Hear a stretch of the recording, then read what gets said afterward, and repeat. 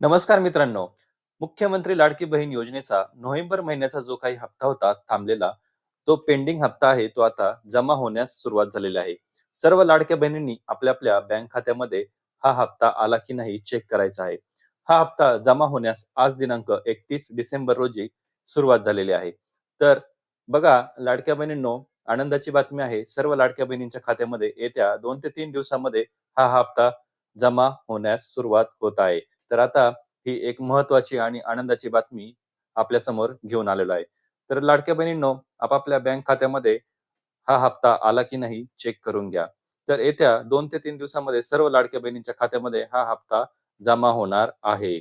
तर 31 डिसेंबरची जी ई-के-वाय-सी ची अपडेटची जी मुदत होती, ती आज शेवटची तारीख आहे. तर अजून तरी काही अपडेट आलेली नाही मुदतवाढीची. जेव्हा अपडेट येईल तेव्हा नक्कीच आपण आपल्या चॅनलवरती ती अपडेट देणार आहोत. तर मित्रांनो, ही होती लय भारी माहिती, माहिती जी बदल घडवते. भेटूया पुढील व्हिडिओमध्ये. तोपर्यंत जय हिंद, जय महाराष्ट्र.